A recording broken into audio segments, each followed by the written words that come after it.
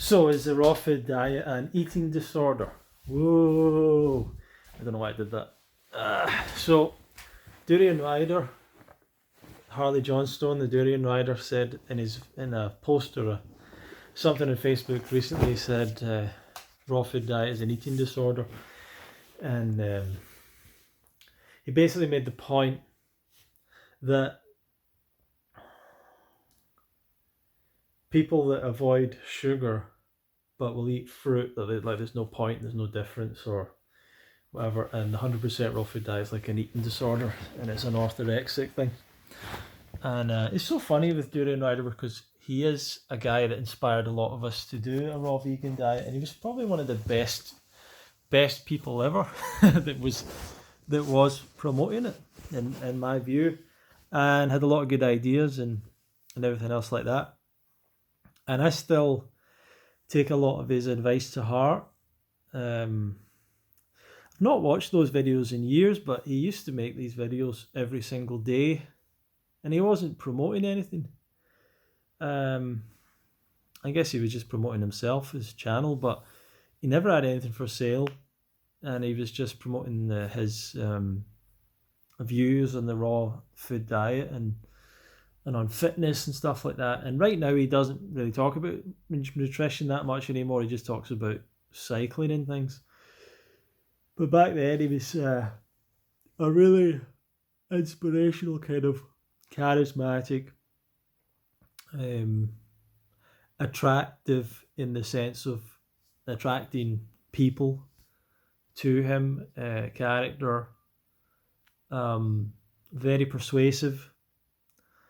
So all those kind of things, and the fact that he wasn't really ever asking for anything, when someone's not really selling something, doesn't even have a product. I mean, now he's got some books and bikes or whatever he sells, but he really didn't have anything. He had their forum. They didn't even have any products on their forum at the time. I don't think I've ever bought anything from Harley, and yet I would watch his videos like over and over and over and over again for a long time. And pretty much the reason I went to Woodstock and stuff like that was because of him, I think. And yeah, there was all the other people there, but I'm pretty sure I found out about Woodstock because of him and through him, So and people have mixed emotions about the guy. Whenever I've been around him in real life, I quite like him. I think he's okay. But I don't know him very well, But I've seen him be very good with people, so that's my little piece about that. So I don't think the raw food diet is an anorexic thing or orthorexic. I think it is the natural diet of all species, a raw food diet, as an uncooked diet. Now that's just simple and plain. Is it possible for human beings to eat a raw food diet? Well, the only thing that you require is to get enough calories and to get enough of a range of certain nutrients. And you can certainly do both of those in a raw food diet. It's not particularly difficult. I don't think I've used a blender in... I mean, I've used a blender for a few sauces or a salad dressing here or there, but in months, really, I've not really used a blender, like for bananas and things like that. I've not been doing that. I've not even been eating bananas. I've just been eating whole fruits mostly. And I don't struggle really to hold my weight eating just fruit. I might look like I'm skin and bones, but I'm not really. So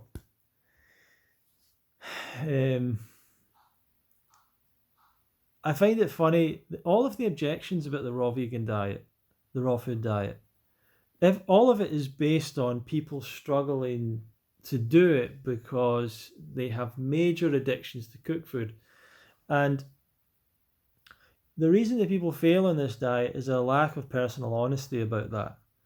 And in life, I think, when you're doing something like this, you need someone outside of yourself to tell you where you're going wrong, because you're likely to lie to yourself and give you an excuse not to do it. It's like I'm not a very fit person. Fitter than a lot of people, but not a very fit person compared to where I would like to be. If I had a personal trainer, if I wake up and go, oh, I'm tired, I don't really want to exercise, they'll stop me from thinking like that. They'll tell me that, if you just get started, you'll get going, or whatever, whatever personal trainers do to motivate you to do stuff. So they and what I mean is we all kind of lie to ourselves about things that we don't want to do, or things that we're habits that we don't have.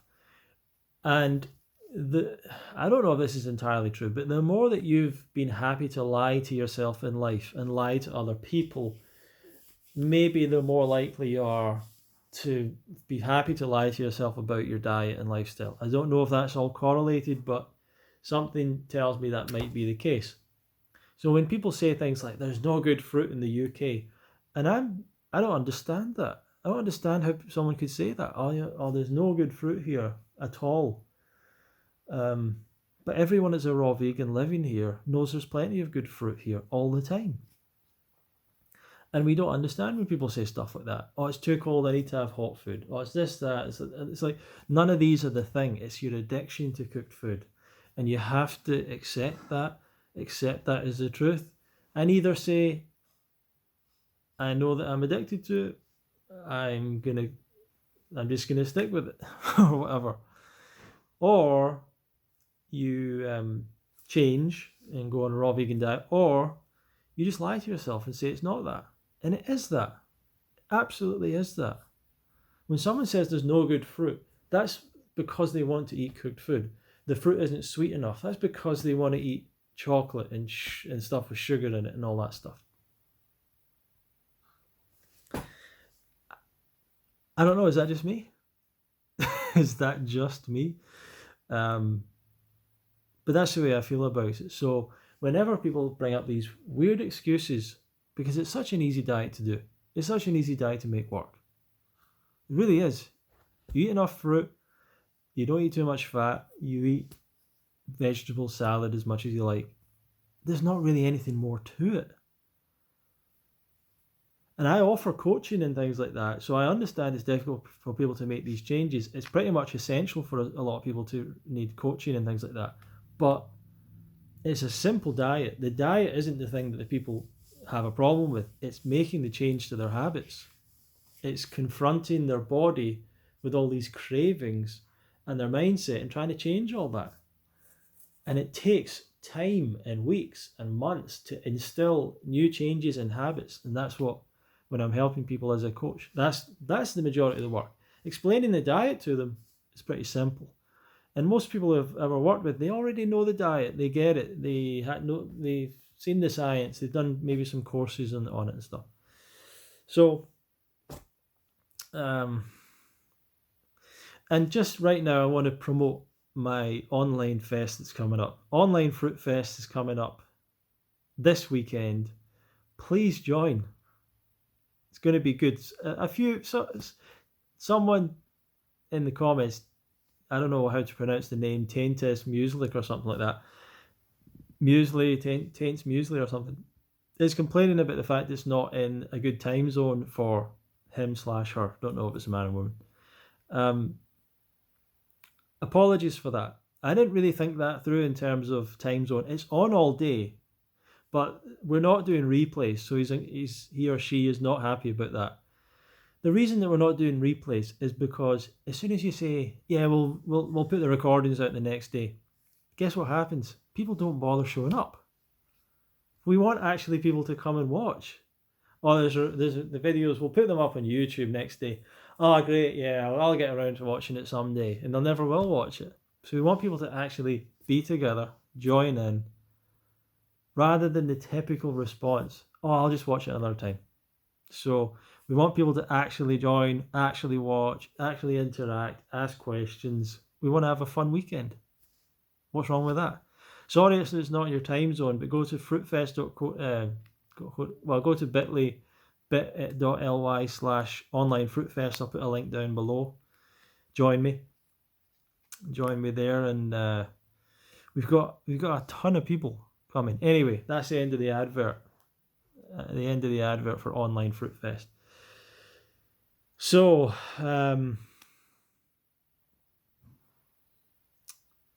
where are we going? Where am I going next? Well, basically, I don't believe it's orthorexic. However, I do agree with them that it does attract people that have anorexia. I don't really know if orthorexia is a real thing, because orthorexia is like, oh my god, people are eating healthy. Isn't that weird? You know, like people are getting stressed out about unhealthy foods. That's weird. Why are they like that? Like that's the media perception of orthorexia. It's like people who have concern about the foods that they're served in life, about the foods that are provided to them, about the foods that multinational major conglomerate corporations serve to you. And the thing about food is that stored food, processed food, grains and different things like that are always going to be, well, maybe I'm wrong about this, but I'm going to say mostly going to be cheaper than fruits and vegetables, cheaper than fresh food, because it can be stored, because well, pretty much because it can be stored, as far as I'm aware. If you take in all this food that you're creating and then you store it, you can store it for years in cans or in freezers or whatever. Probably helps you reduce the price of them, I would guess. No expert on this, but I'm going to guess that. Why am I even talking about that? I don't know. Am I talking about the price? What the hell? I'm losing my mind here. Oh yeah, orthorexia. Yeah, no, people having concern. That's what I was talking about. I often lose my track. I should write down a little structure in these videos. People having concern about these major corporations that are serving us food. We should have concern, because firstly, food is the biggest thing that impacts your health. Your diet is the biggest thing that impacts health. What we should actually say is not orthorexia, it's the opposite. It's people having this complete lack of concern. That's the disease. That's the eating disorder. Is people having a complete cavalier, lack of care, lack of thinking attitude towards they eat, and where the only thing that they make any choice based on, the only way they make a choice about their food is based on taste alone, and maybe price, but mostly taste, convenience and taste. And that some of us are saying, actually, the fact that it damages your body means that I'm going to make a choice against what other people aren't going to eat. I'm going to limit what I eat. I'm going to restrict what I eat, you know.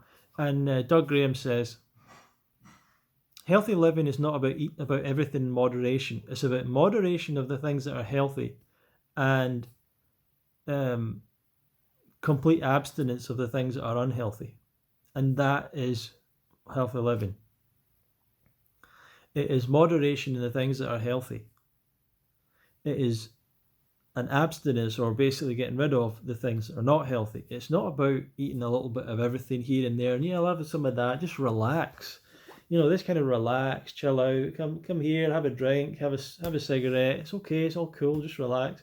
And people have often said that to me, you know, people that were raw and now they're not raw, or were vegan, now they're not. And they're like, there's more to life than this, relax, just come. Sometimes I have a smoke, sometimes I have alcohol, sometimes I have some drugs, I don't care, I'm just relaxing now. Like, that was your fault. That was your mindset that was wrong, not mine. I don't see it as an eating disorder if I just choose to eat mangoes for months or whatever. But I did, you know, but other people were like, that's like an eating disorder. But they were talking about how they drink alcohol now and again. And I'm like, you don't drink alcohol now and again. You either drink alcohol as a habit or you don't. You either smoke cigarettes as a habit or not.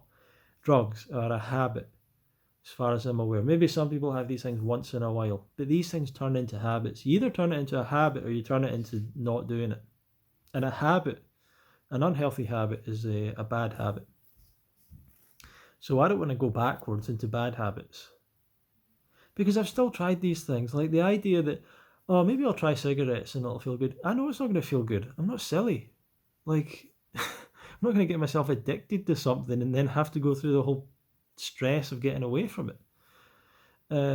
Alcohol, I get it. If you go out tonight, have a bunch of alcohol. We can't right now because it's COVID restrictions, but if you go out, have a bunch of alcohol, makes you feel good for a small amount of time. But it doesn't make you feel good the rest of the time, and it doesn't feel good inside you, and you have to be totally disconnected from your body to enjoy alcohol. Let's face it. Unhealthy food, for a second it's enjoyable, and then it's just not enjoyable. You have to be disconnected completely from your body to enjoy junk food and unhealthy foods. And cooked food and things like that, or the healthiest cooked plant foods, they just don't satisfy. They just do not satisfy, make you feel at peace the way that raw food, the way that fruit does, basically, is the way I look at it. So I think that it's the opposite of an eating disorder. It is eating freedom, but a lot of people are approaching it in the wrong way. It's not a restriction diet, it's an abundance diet of the healthy foods, because you don't want to eat any of the unhealthy foods. So thank you for joining me. We've got the Online Fruitfest this weekend. I don't know if I'll ever do an event like this again. I don't know what compels me to do these things, but we've got Doug Graham, we've got Rhiannon Vandergriffen, Dr. Aurelie Cuevas Ocampo, the raw vegan doctor, we've got Melissa Raimondi, we've got Doctors Karen and Rick Dina, we've got Karen Ramsey, we've got Grant Campbell, we've got Roger King, we've got Lindsay Gasick, Durian writer, we've got Chris Kendall, like just bang, bang, bang, bang, bang, like just amazing classes, one after the other, after another, after another. And I get it, some of you are still going to complain about it and say it's not this and that or whatever. Fine, I can only do the best I can do. I can't serve everyone, but if it works out and people like it and people give good feedback and people actually join in and enjoy it and share it with other people and it has some kind of an impact, then we can do it again and again and again and again. And if it doesn't work, it doesn't work. But you got to go and try and do something now and again. I said to the person that said it's not good for their time zone. Well, someone in your time zone should be doing something like this. Like, why are you waiting around? Someone else should be doing it. Someone should be doing it where you are. So everyone wants someone else to do it. I'm sure a lot of these speakers would be happy to be part of things that you would do. So